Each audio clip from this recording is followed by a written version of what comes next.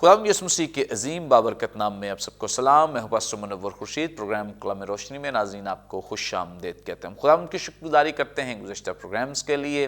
یقیناً آپ اس نئے سال میں نئے پروگرامز دیکھ رہے ہیں اور خدا کے کلام کے وسیلے سے برکت پا رہے ہیں۔ بڑا اچھا فیڈ بیک آپ سب لوگوں کی طرف سے ہمیں مل رہا ہے۔ مختلف جگہوں پہ ہم وزٹ کرتے جاتے ہیں یا ہمارا جو فون نمبر ہے اس پہ بہت ساری کالز برکت ٹی وی پر ہمیں موصول ہوتی ہیں اور بہت سارے لوگ کلام روشنی کے وسیلے سے برکت پاتے ہیں۔ اسی طرح سے ہماری ٹیم جو گھر گھر جا کر پروگرامز ریکارڈ کرتی ہے، آپ کا فیڈ بیک لیتی ہے، ان کی طرف سے بھی ہمیں بڑی اچھی خبر ملتی ہے کہ کلام روشنی کو لوگ بہت پسند کرتے ہیں۔ تو یہ آپ کی محبت ہے، پیار ہے، اور ہم آپ کی رسپیکٹ کرتے ہیں، عزت کرتے ہیں اور آپ کی بڑی قدر کرتے ہیں، کیونکہ آپ خدا کا کلام سیکھ رہے ہیں اور آپ خدا کے کلام کو سیکھنے کے منتظر رہتے ہیں۔ اور اس لیے ہم بہت برکت ٹی وی کی جانب سے بہت ایفرٹ کرتے ہیں، محنت کرتے ہیں تاکہ اچھے سے اچھے پروگرامز جو ہیں وہ آپ تک پہنچائے جا سکیں، اور ہمارے گیسٹ جن کو ہم یہاں پہ مدعو کرتے ہیں، دعوت دیتے ہیں،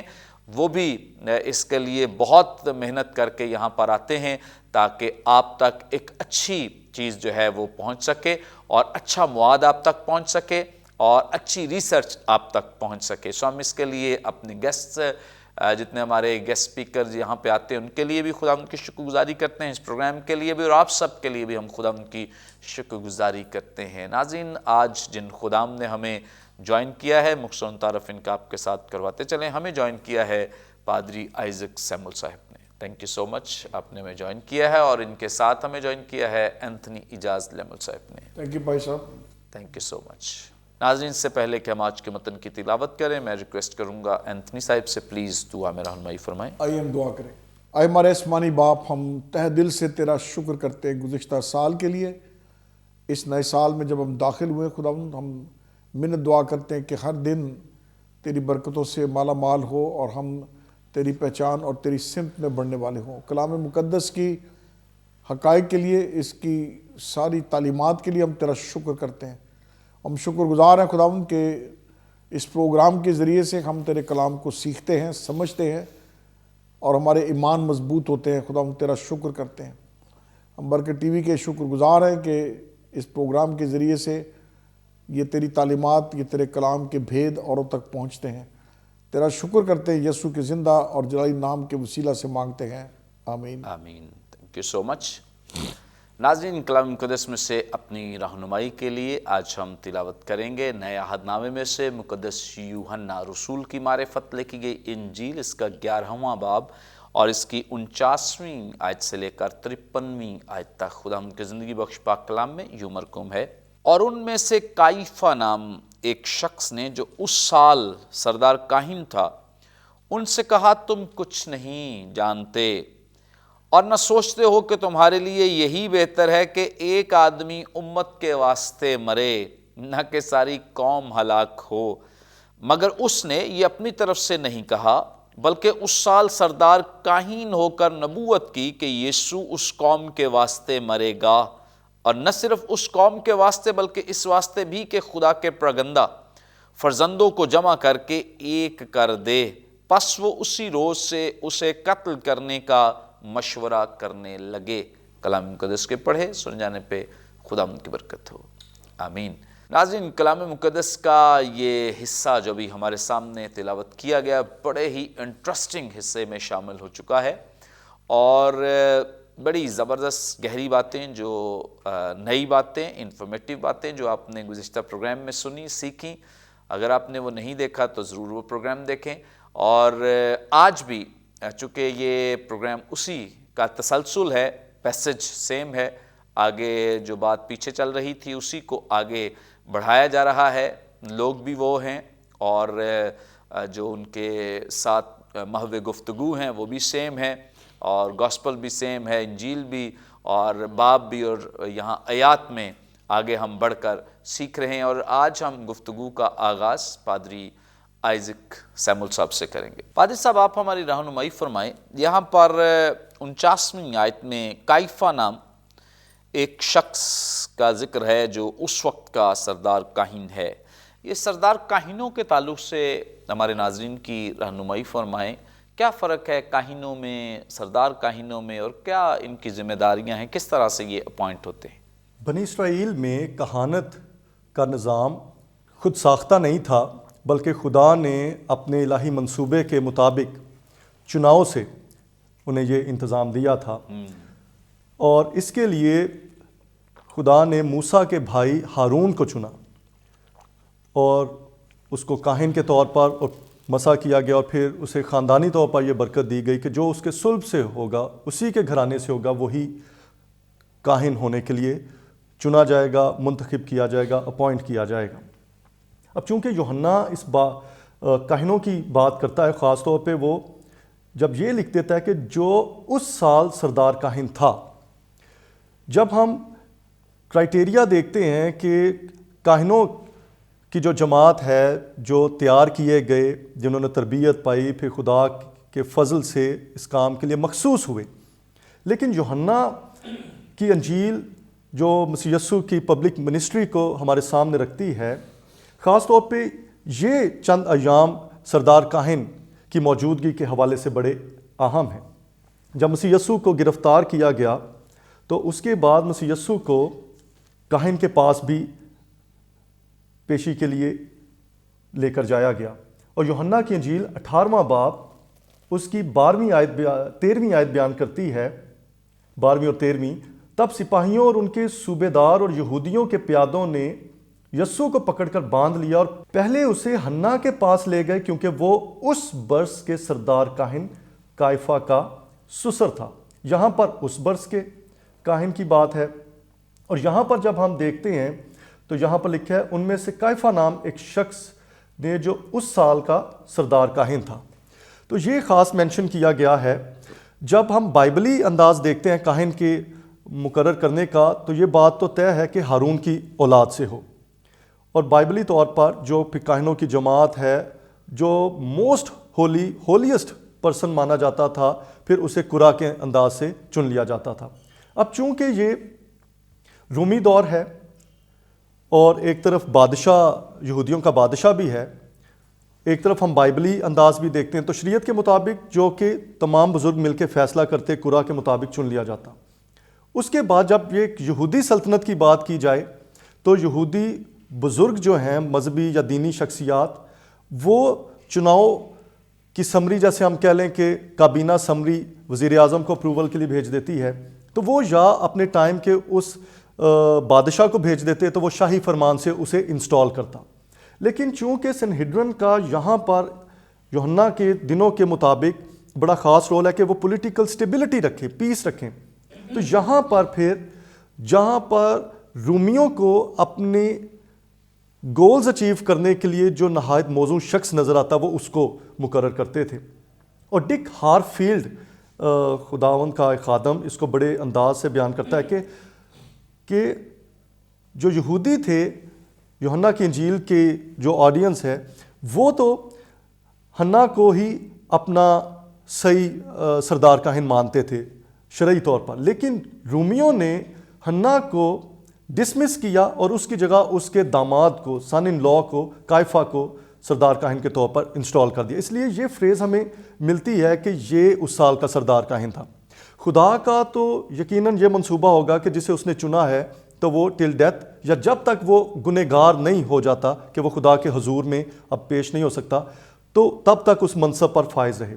لیکن جب اس سال کا سردار کاہن ہونے کی بات ہے تو رومی جیسے ایک طرح کے ٹیمپریری بیسس پر اسے رکھتے تھے، اور پھر جب اپنے گولز کے مطابق وہ اسے نہیں پاتے تھے، اپنے ساتھ اسے موافق نہیں پاتے تھے، تو وہ اسے چینج کرنے کا بھی اختیار رکھتے تھے۔ یوں ہمیں براہ راست خدا کے انتظام میں بیرونی دنیاوی طاقتوں کی جو دخل اندازی ہے وہ نظر آتی ہے، اور یہ ایک طرح سے سنہیڈرن جو اپنے آپ میں بڑی معتبر جماعت تو تھی، لیکن جیسے انہوں نے سمجھوتا کر لیا کہ وہ خدا کے اختیار سے بڑھ کر اب جو رومی اختیار ہے وہ ترجیح دیتے ہیں کہ اگر تو ان کے موافق ان کا سردار کاہن پولیٹیکلی ان کو راضی کرتا ہوا تو نظر آتا ہے تو ٹھیک ہے، لیکن ہمیں خداوند کے لوگ ہوتے ہوئے خدا کے منصوبوں کو اولین ترجیح دینی ہے کہ کوئی بھی بیرونی طاقت سیاسی مفاد کی غرض سے نہیں، بلکہ ہم روحانی رشتے میں قائم ہوتے ہوئے ہمیشہ خدا کو اپنی زندگیوں میں اور اپنی مرضی پر فوقیت اور ترجیح دیں۔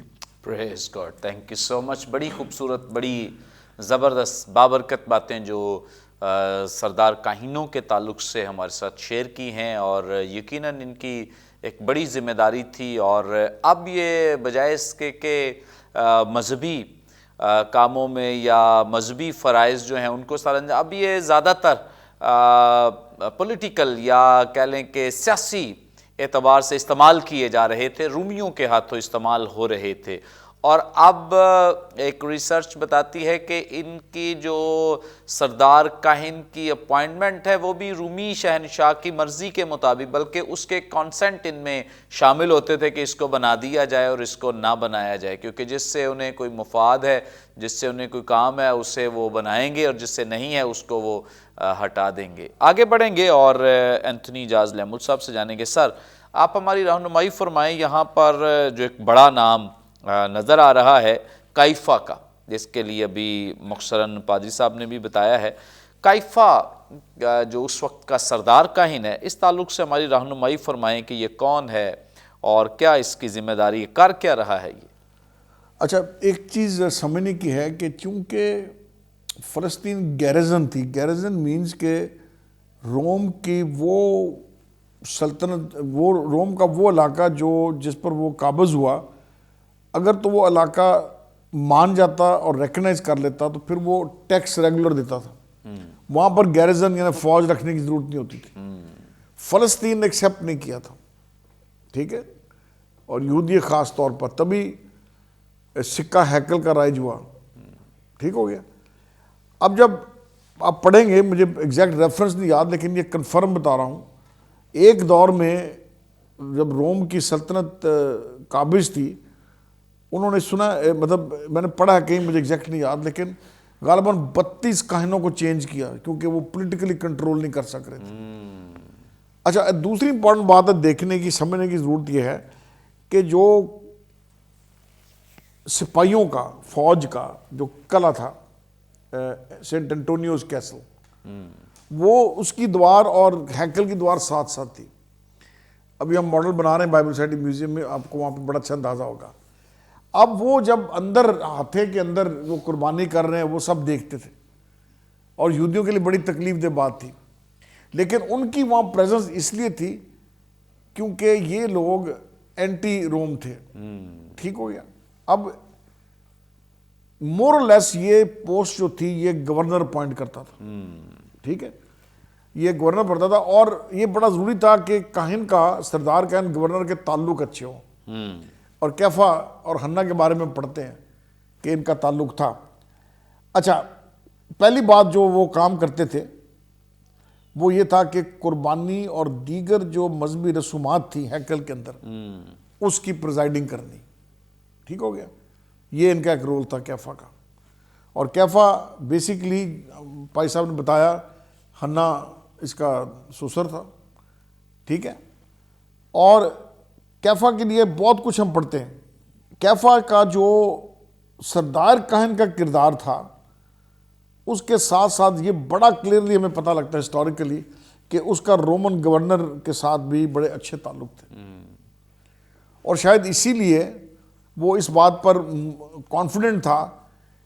دیکھیں، سزا موت کا حکم سینیڈرن دے نہیں سکتی تھی، یہ اختیار روم کی سلطنت کے پاس تھا، اور چونکہ ان کے لنکس تھے، تعلق تھے، وہ ظاہر الزام تیار کر کے پورا کیس بنا کر اس کو پاس کرانے، وہاں سے موو کرا کر تو یسوع کو مصلوب کرنے کی سوچ رہے تھے۔ تو یہ بڑا امپورٹنٹ ہے کیفا کا رول۔ میں ایک سمجھتا ہوں کہ کیفا کے لیے ہم پڑھتے ہیں کہ he was a very well instructed, held excellent knowledge of the Jewish law and ritual. ہیکل یعنی شریعت، تورا اور اس سارے سسٹم کو یہودی یہ ماہر تھا اور سمجھتا تھا، اور میں سمجھتا ہوں ایک بڑی اچھی صفت ہے ایک سردار کاہن ہونے کے ناطے کہ آپ واقف ہوں کلام سے، آپ قانون سے واقف ہوں، سسٹم سے واقف ہوں۔ ایسے تو پھر آپ لیڈرشپ نہیں کر سکتے نا 70 سینیڈرن کی، تو اس کے لیے ہم پڑھتے ہیں ویری ویل ورسڈ۔ اور اس کی ایک اور جو بڑی کاوش رہی، اچھی رہی، وہ کسی حد تک امن قائم رکھ سکا. اچھا, ایک اور جو کیفا کی ایک بڑا امپورٹنٹ اسپیکٹ آپ کو ملتا ہے, ایک لاطینی ٹرم ہم استعمال کرتے ہیں پیکس رومانا. پیکس رومانا سے مراد یہ ہے کہ پیس. اچھا, اب یہ وہ پیریڈ روم کی سلطنت کا, یہ وہ پیریڈ ہے جس کو وہ سنہری دور کہتے تھے, دا گولڈن پیریڈ. اب کیفا کے لیے یہودی قوم کو دبا کے رکھنا, بلوا نہ کریں, بغاوت کی بات نہ کریں, یہ ایک بہت بڑا اس کا رول تھا. اور میں سمجھتا ہوں کہ عالم بھی کہتے ہیں اس کے بارے میں کہ ہی واز ویری اسمارٹ, اس معاملے میں یہ سنبھال کے ان کو رکھتا تھا. چاروں اناجیل جو ہیں, اناجیل اربع, اس بات کو کلیئرلی ایکسیپٹ کرتی ہیں کہ یسوع کے دور میں کیفا واز دی سردار کا ہے. اور پھر لازر کا ذکر جب ہم, یہ سارا اسی بیک گراؤنڈ میں آ رہا ہے, لازر کے زندہ, مردوں میں زندہ کرنے کے باعث, جو ان کے لیے بڑی تکلیف دہ بات ہوگی.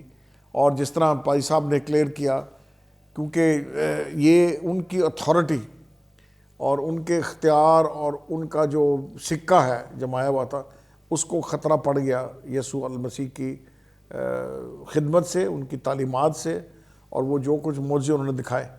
تو اس سینس میں میں سمجھتا ہوں کیفا کسی حد تک ڈر بھی گیا ہے, اس کو تھوڑی تھریٹن فیل کیا. جس طرح کہ کوئی بھی آپ کے مقابلے پہ کوئی شخص آ جائے تو آپ کو تھوڑا خطرہ محسوس ہوتا ہے. تو یہ ساری بیک گراؤنڈ ہے کیفا کے بارے میں. سو امپورٹنٹ بات یہ ہے کہ he was well versed in the Jewish law. یہ بہت سگنیفیکنٹ بات ہے کیفا کے لیے. Thank you so much. بڑی خوبصورت بابرکت باتیں جو ہمیں, اور بڑی انفارمیٹیو باتیں جو کیفا سردار کاہن جو اس وقت کا سردار کاہن تھا, اس کے تعلق سے رہنمائی ملی. اگرچہ یہ ایک پولیٹیکل ہتھیار تھا رومیوں کا جسے وہ استعمال کر رہے تھے. اور سوری, ایک بات میں بھول گیا ہوں, یہ صدوقی تھا. یس, کیفا صدوقی تھا. صدوقی. چونکہ صدوقیوں کا بھی بہت بڑا رول ہے سنہیڈرن میں, اور اس اعتبار سے چونکہ سنہیڈرن کو بھی اس پر اعتماد ہے کہ یہ رومی گورنمنٹ کے ساتھ, اسی لیے یہ جو پیچھے ہم نے حوالہ پڑھا ہے یا پیچھے جو پروگرام میں ہم نے سیکھا ہے کہ رومی گورنمنٹ کے تعلق سے یہ وریڈ تھے, پریشان تھے. وہ اس لیے پریشان تھے کیونکہ اس طرح کے کام انہوں نے کیے ہوئے تھے جو انہیں پریشان کر رہے تھے, کیونکہ بہت ساری چیزیں انہوں نے ایسی بھی کی ہوئی تھی جن کا عام یہودیوں کو تو ادراک ہی نہیں تھا, پتہ ہی نہیں تھا کہ اوپر گیم کیا چل رہی ہے. جیسے بہت سارے جو ہمارے بھی لیڈرشپ کے معاملات ہوتے ہیں, عام لوگوں کو پتہ ہی نہیں ہوتا کہ یہ کرتے کیا ہیں اندر کھاتے, یہ کرپشن ہو رہی ہے, یہ آپس میں ملی بھگت ہے, یہ جو کیک کٹوائے جاتے ہیں, اور بہت سارے طریقوں سے پتہ نہیں کیا کیا گیمیں, پیس کینڈل جلائی جاتی تو کیا کیا چیزیں یہ کی جاتی ہیں. عام یہودیوں کو اس وقت بھی پتہ نہیں تھا. یہ جو سنیریو ہے یہ آج ہی نہیں ہے, یاد رکھیں, یہ تو بہت پرانا ہے جو آج بھی کلیسیا میں اور ہماری لیڈرشپ میں دکھائی دیتا ہے, نظر آتا ہے. درست نہیں ہے جو بھی ایسا کرتے ہیں یا لوگوں کو ایموشنل بلیک میل کرتے ہیں اور لوگوں کے ساتھ زیادتی کرتے ہیں, معصوم لوگوں کو بیوقوف بناتے ہیں. درست نہیں ہے, لیکن ہو رہا تھا تب بھی, اور آج بھی بہت سارے لوگ اس پریکٹس کو جاری رکھے ہوئے ہیں, جو کہ افسوسناک ہے اور درست نہیں ہے. ناظرین, یہاں پہ وقت ایک بریک کا لیں گے, ایک شارٹ بریک. ہمارے ساتھ رہیے, دیکھتے رہیے پروگرام کلام روشنی.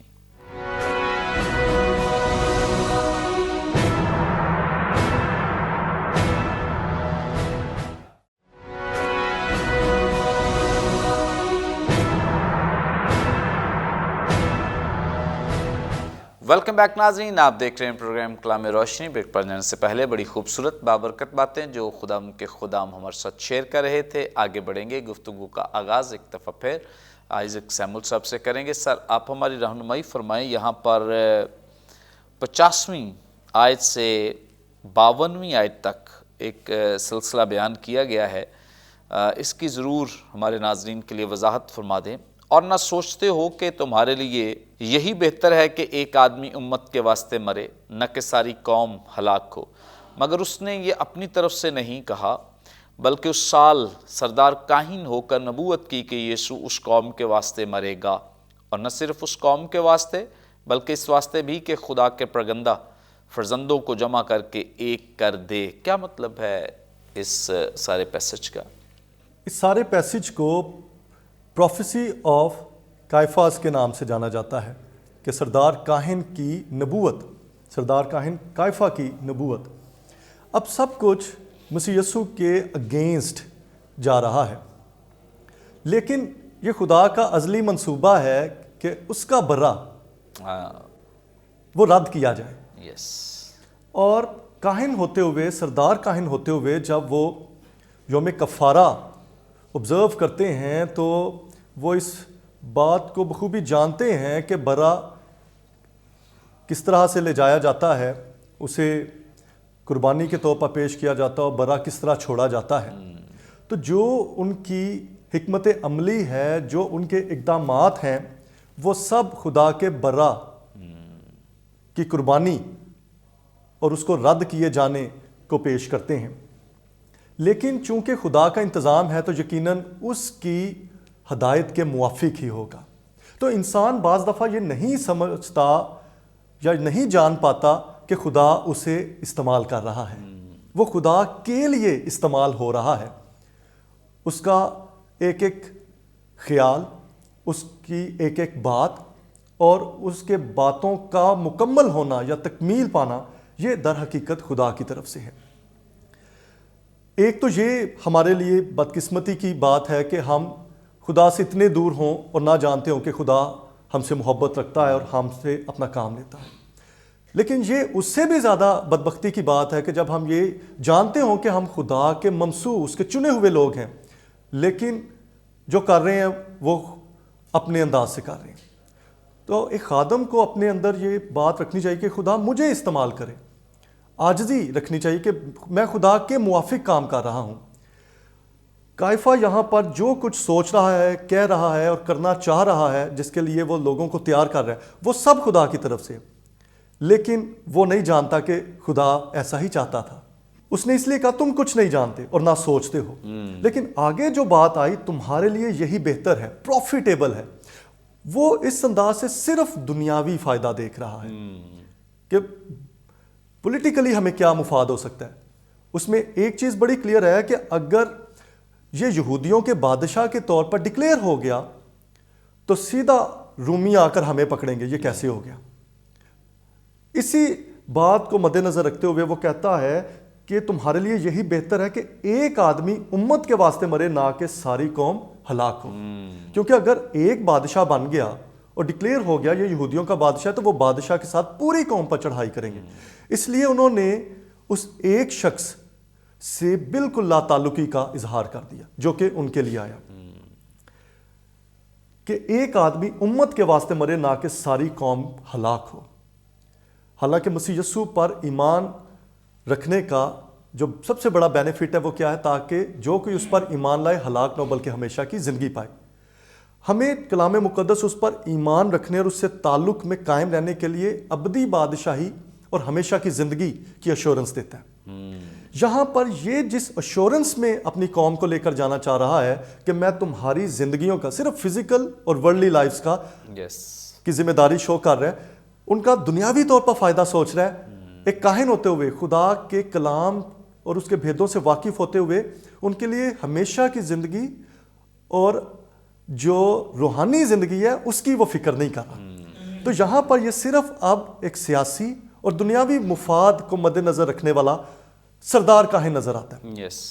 تو ہم جب خدا کے خادم ہیں تو اپنے سامنے اس بات کو رکھیں کہ ہم اولین ترجیح اپنے روحانی مفاد کو یعنی روحانی زندگی کو دیں.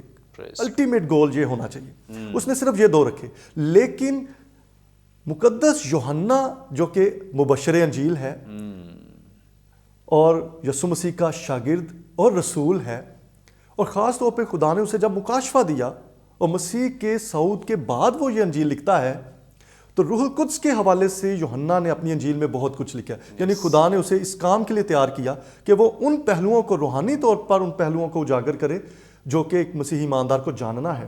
تو وہ آگے آیت میں واضح کرتا ہے، مگر اس نے یہ اپنی طرف سے نہیں کہا. کیونکہ اس پر جو سوچ غالب تھی وہ کیا تھی؟ ہم ایز اے قوم بچیں، سیاسی مفاد قائم رہنا چاہیے، اپنی سیٹ پوزیشن قائم رہنی چاہیے. شہنشاہ روم کو کبھی یہ گمان نہیں ہونا چاہیے کہ یہ سارے کا سارا اب ہمارے اگینسٹ ہو گیا، ایک بغاوت ہو گئی. تو صاف کر دیا گیا انجیل میں، مگر اس نے یہ اپنی طرف سے نہیں کہا بلکہ اس سال سردار کاہن ہو کر نبوت کی۔ یوحنا بڑا کلوز، جیسے ہم پولوس کے لیے سمجھتے ہیں کہ وہ اولڈ ٹیسٹمنٹ کو ساتھ لے کر چلتا ہے، یہاں پر بھی یوحنا شریعت کی بنیادوں کو سامنے رکھ کر چلتا ہے۔ سردار کاہن کا ایک خاص لباس تھا جس پر سینہ بند پر 12 پتھر اور پھر جو اریم اور تمیم تھے۔ اب تو یہ اس لباس کا حصہ نہیں تھا، قوم بنی اسرائیل کھو چکی تھی انہیں، لیکن ان سے کیا چیز مراد تھی کہ خدا کی الہی حکمت اور فہم انہیں ملے، تاکہ نبی جہاں نبوت کرتے ہیں خدا اپنے سردار کاہن کے وسیلہ سے بھی ہمارے لیے برکت کی بات کہتا ہے، مستقبل کی بات کہتا ہے۔ تو یہ کہ اریم اور تمیم تو نہیں تھے تب، لیکن اسی سحر میں یا انہی فضائل کے ساتھ سردار کاہن کو یہ اتھارٹی تھی کہ اس کی جو بات تھی اس کا یقین کیا جاتا تھا۔ اس نے بات تو کہہ دی لیکن اس کا یقین کرنے والا نہ تھا۔ یہ شرف، یہ برکت ہمیں ملی، ہم جانتے ہیں۔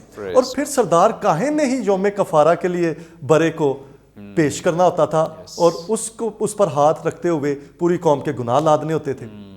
تو جب اس نے یہ بات کہی کہ ایک آدمی امت کے واسطے مرے، یہاں پر صرف ایک امت مراد نہیں، لکھا ہے should die for the people، ایک مخصوص مذہبی گروہ کی بات نہیں، پیپل کی بات ہے، لاؤس کی بات ہے، اصل متن میں لاؤس ہے جو کہ دنیا کے لوگوں کی بات کرتا ہے۔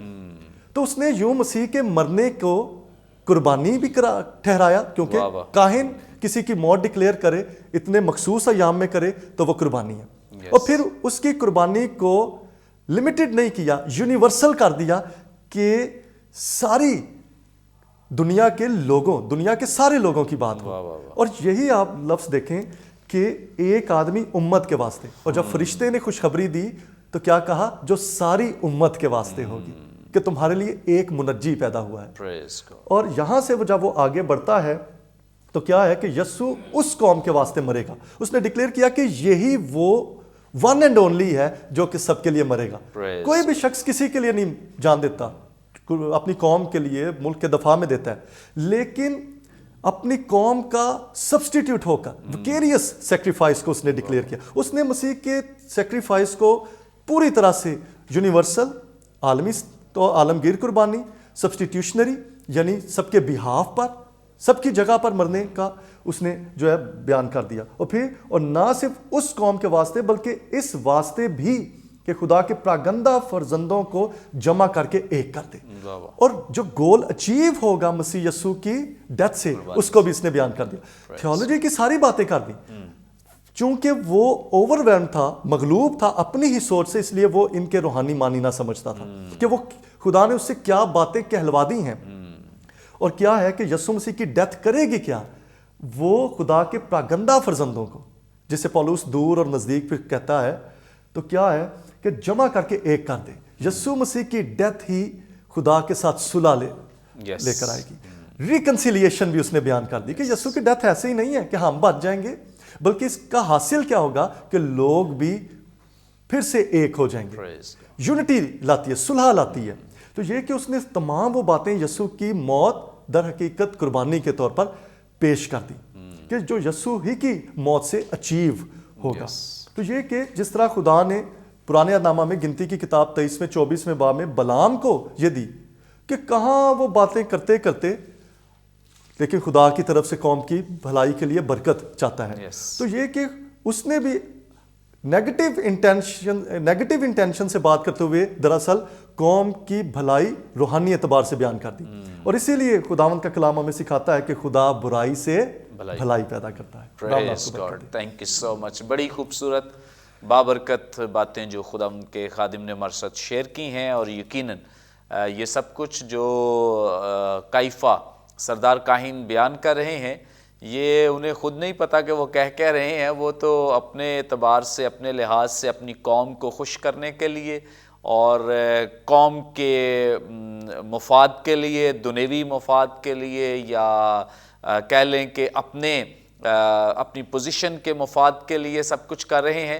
لیکن اصل جو الٹیمیٹ اس کا مقصد ہے وہ مقدس یوحنا نے بیان کیا ہے کہ یہ انہوں نے پروفیسی کر دی بطور سردار کاہن، کیونکہ وہ نہیں سمجھتے ہوں گے کہ یہ پروفیسی ہے، لیکن مقدس یوحنا پر روح القدس کے وسیلے یہ انکشاف ہوا ہے کہ یہ پروفیسی ہے، اور یہ خداوند یسوع مسیح کے تعلق سے پروفیسی کی گئی ہے، کیونکہ آپ سب جانتے ہیں کہ جب فسح کا برہ ذبح کیا گیا تو جو کنڈیشنز، شرائط اس وقت کے برے کے لیے رکھی گئی، ٹھہرائی گئی تھی، وہ سب خداوند یسوع مسیح کی زندگی میں ہمیں فلفل ہوتی ہوئی، پوری ہوتی ہوئی نظر آتی ہیں۔ آگے بڑھیں گے اور اینتھنی اجاز لیمل صاحب سے جانیں گے۔ سر آپ ہماری رہنمائی فرمائیں، یہاں 53ویں آیت میں لکھا ہے، پس وہ اسی روز سے اسے قتل کرنے کا مشورہ کرنے لگے۔ اس آیت کی وضاحت فرما دیں۔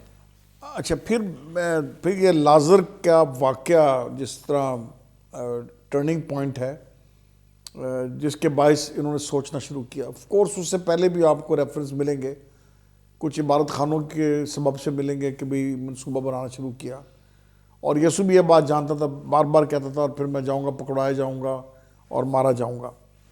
اچھا، ادھر جو گریک ٹیکسٹ کے اندر ایک چیز بڑی کلیئر سمجھ میں آتی ہے، وہ لفظ جو استعمال کیا جس کا ترجمہ انگریزی میں دیئر فور کیا گیا اور اردو میں پس کیا گیا، سب آیت میں 2 جگہ کیا گیا اس کو، ایک 47-46 آیت کے اندر، اور پھر آگے چل کر آپ کو اوپر کی جو 54 آیت ہے 53، اس میں بھی آپ کو ملے گا، ٹھیک ہے، یعنی 53 میں پس، ٹھیک، استعمال ہوا ہے۔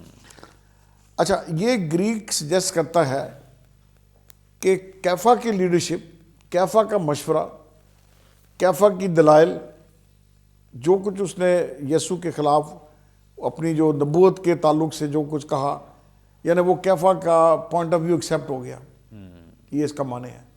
سو دوسرے معنوں میں اٹس ویری کلیئر کہ کیفا واز ویری ویری انفلوئنشل، بہت زیادہ اس کا اثر تھا، اور اس کے کہنے کے اوپر سینیڈرن ساری کی ساری اس بات پر راضی ہوگی کہ اس کو پکڑوایا جائے اور اس کو مروایا جائے، یسوع المسیح کو، ٹھیک ہو گیا۔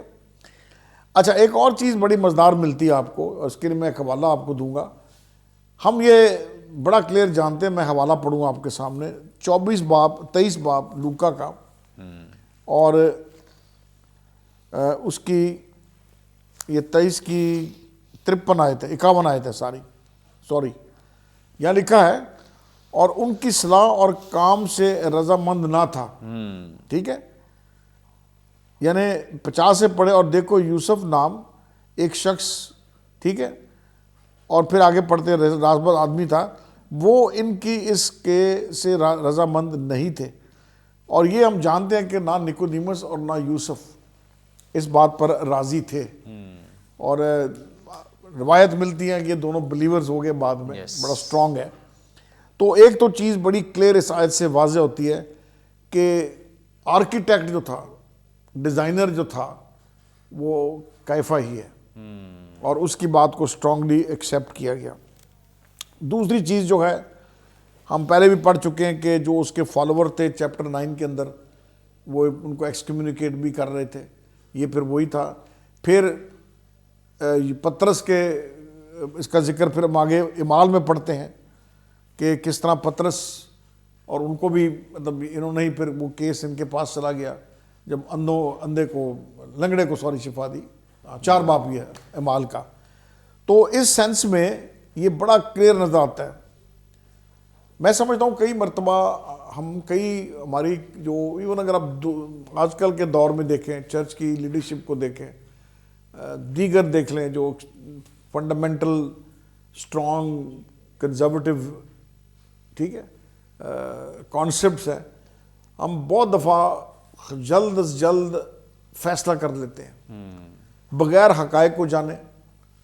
یہ تو چلیں ایک بالکل فرق کانٹیکسٹ ہے، اس میں تو یسوع نے مرنا تھا، صلیبی موت گوارا کرنی تھی دنیا کے نجات کے لیے، لیکن کیفا کے کردار سے اس 53 آیت سے ایک بات میں کہنا چاہتا ہوں، ہم لوگ بھی جب بہت دفعہ جلد بازی میں فیصلے کرتے ہیں حقائق کو جانے بغیر، اور ہم کوشش کرتے ہیں کہ ہم انفلوئنس کریں، متاثر کریں فیصلے کو، جو میں سمجھتا ہوں ایک غلط بات ہے, ایک نیگیٹو بات ہے. یس. اور میں اگزامپل نہیں دیتا, میرے علم میں ہے بہت سارے ایسے واقعات جہاں پر ہماری مطلب چرچ کی لیڈرشپ کہہ لیں, چرچ کہہ لیں, ہم نے اس قسم کے فیصلے کیے. اگر آپ میڈیول پیریڈ میں چلے جائیں, سیکنڈ جو جس کو ہم ڈارک ایجز کہتے ہیں, ادھر بھی بہت جلد فیصلے ہوئے. مثلاً ترجمہ کرنا انلیگل تھا بائبل کا. ٹنڈیل نے ترجمہ کیا, فیصلہ کیا, آگ میں جلا دیا, اس کو زندہ جلا دیا. بعد میں اس کی انہوں نے تلافی بھی کی, معافی مانگی. تو میں سمجھتا ہوں کہ یہ ایک ہمارے لیے بہت بڑا سبق ہے. ہم ایک دم کنکلوڈ نہ کریں, یس. ایک دم نتیجے پہ نہ پہنچیں, حقائق کو جانیں, دیکھیں, سمجھیں, جا کے بات کریں, پوچھیں, انڈرسٹینڈ کریں. ٹھیک ہے, یہ بڑا ایک میں سمجھتا ہوں کیفا کے اس کردار سے ہمارے لیے ایک بہت بڑا سبق ہے 53 آیت کے اندر. جلد بازی میں ہم کوئی بھی نتیجہ اختیار نہ کریں. Thank you so much. بڑی خوبصورت بابرکت باتیں جو خدا کے خادم نے ہمارے ساتھ شیئر کی, اور یقیناً آپ سب نے آج کے پروگرام کے وسیلے سے بھی بڑی برکت پائی ہے. تھینک یو سو مچ بھائی صاحب, تھینک یو سو مچ. ابھی بھی ناظرین آپ کا کوئی سوال ہو, اسکرین پر دیے گئے نمبرز ڈائل کریں, اپنا سوال ہم تک پہنچا سکتے ہیں. کوئی دعائیہ درخواست دے سکتے ہیں, ٹیسٹیمنی شیئر کر سکتے ہیں. ہمارے تمام پروگرامز آپ یوٹیوب پہ واچ کر سکتے ہیں. واچ کرنے کے لیے برکت ٹی وی آفیشیل کے نام سے ہمارا چینل ہے, ضرور اسے سبسکرائب کریں, دوسروں کے ساتھ شیئر کریں تاکہ زیادہ سے زیادہ لوگ خدا کے کلام کی سچائیوں کو جان سکیں, سیکھ سکیں. آئندہ ایک نئے پروگرام کے ساتھ دوبارہ آپ کی خدمت میں حاضر ہوں گے. تب تک کے لیے اجازت دیجیے. دیکھتے رہیے برکت T V. God bless you.